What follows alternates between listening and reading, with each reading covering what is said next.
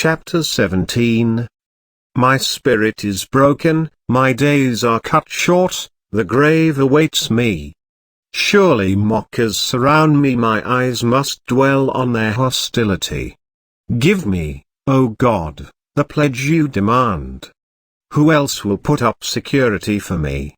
You have closed their minds to understanding, therefore you will not let them triumph. If anyone denounces their friends for reward, the eyes of their children will fail. God has made me a byword to everyone, a man in whose face people spit. My eyes have grown dim with grief, my whole frame is but a shadow. The upright are appalled at this, the innocent are aroused against the ungodly. Nevertheless, the righteous will hold to their ways, and those with clean hands will grow stronger. But come on, all of you, try again. I will not find a wise man among you. My days have passed, my plans are shattered. Yet the desires of my heart turn night into day, in the face of the darkness light is near. If the only home I hope for is the grave, if I spread out my bed in the realm of darkness, if I say to corruption, you are my father, and to the worm, my mother, or my sister, where then is my hope? He who can see any hope for me? Will it go down to the gates of death? Will we descend together into the dust? Chapter 18. Then Bildad the Shuhite replied, when will you end these speeches? Be sensible, and then we can talk. Why are we regarded as cattle and considered stupid in your sight? You who tear yourself to pieces in your anger, is the earth to be abandoned for your sake? Or must the rocks be moved from their place? The lamp of a wicked man is snuffed out, the flame of his fire stops burning. The light in his tent becomes dark, the lamp beside him goes out. The vigor of his step is weakened, his own schemes throw him down. His feet thrust him into a net, he wanders into its mesh. A trap seizes him by the heel, a snare holds him fast. A noose is hidden for him on the ground, a trap lies in his path. Terrors startle him on every side and dog his every step. Calamity is hungry for him, disaster is ready for him when he falls. It eats away parts of his skin, death's firstborn devours his limbs. He is torn from the security of his tent and marched off to the king of terrors. Fire resides in his tent, burning sulfur is scattered over his dwelling. His roots dry up below and his branches wither above. The memory of him perishes from the earth, he has no name in the land. He is driven from light into the realm of darkness and is banished from the world. He has no offspring or descendants among his people, no survivor where once he lived. People of the West are appalled at his fate, those of the East are seized with horror. Surely such is the dwelling of an evil man, such is the place of one who does not know God. Chapter 19. Then Job replied, how long will you torment me and crush me with words? 10 times now you have reproached me shamelessly, you attack me. If it is true that I have gone astray, my error remains my concern alone. If indeed you would exalt yourselves above me and use my humiliation against me, then know that God has wronged me and drawn his net around me. Though I cry, violence, I get no response, though I call for help, there is no justice.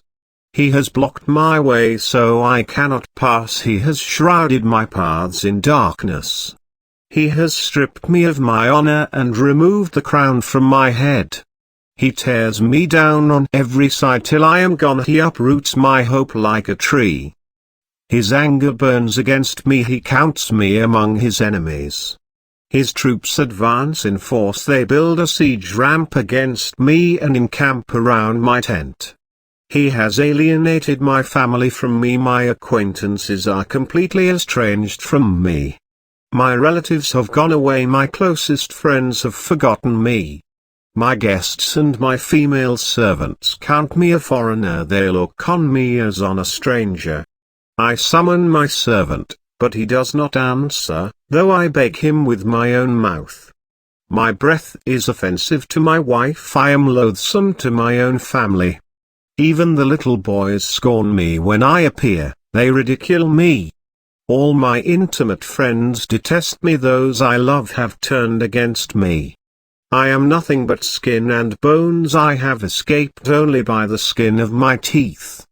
Have pity on me, my friends, have pity, for the hand of God has struck me.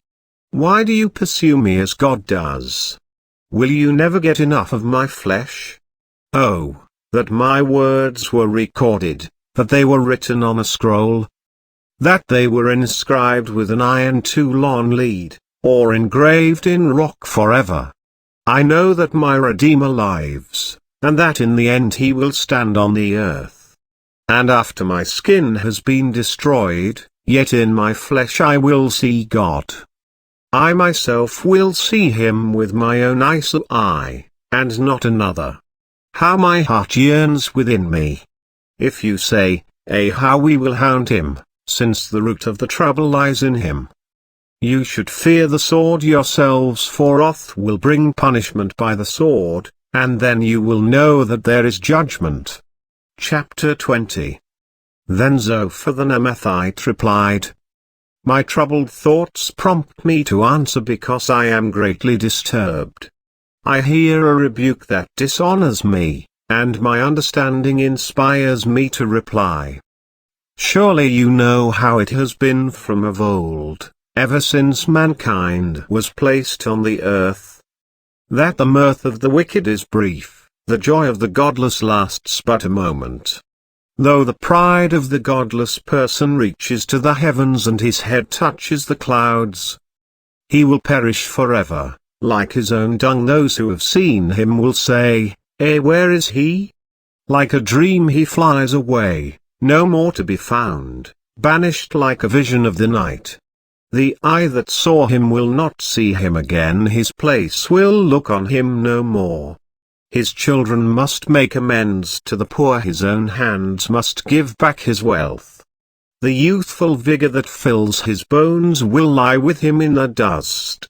Though evil is sweet in his mouth and he hides it under his tongue, though he cannot bear to let it go and lets it linger in his mouth, yet his food will turn sour in his stomach, it will become the venom of serpents within him. He will spit out the riches he swallowed, God will make his stomach vomit them up. He will suck the poison of serpents, the fangs of an adder will kill him. He will not enjoy the streams, the rivers flowing with honey and cream. What he toiled for he must give back uneaten, he will not enjoy the profit from his trading. For he has oppressed the poor and left them destitute, he has seized houses he did not build. Surely he will have no respite from his craving, he cannot save himself by his treasure. Nothing is left for him to devour, his prosperity will not endure. In the midst of his plenty, distress will overtake him, the full force of misery will come upon him. When he has filled his belly, God will vent his burning anger against him and rain down his blows on him. Though he flees from an iron weapon, a bronze-tipped arrow pierces him. He pulls it out of his back, the gleaming point out of his liver. Terrors will come over him. Total darkness lies in wait for his treasures. A fire unfanned will consume him and devour what is left in his tent. The heavens will expose his guilt, the earth will rise up against him. A flood will carry off his house, rushing waters on the day of God's wrath. Such is the fate God allots the wicked, the heritage appointed for them by God.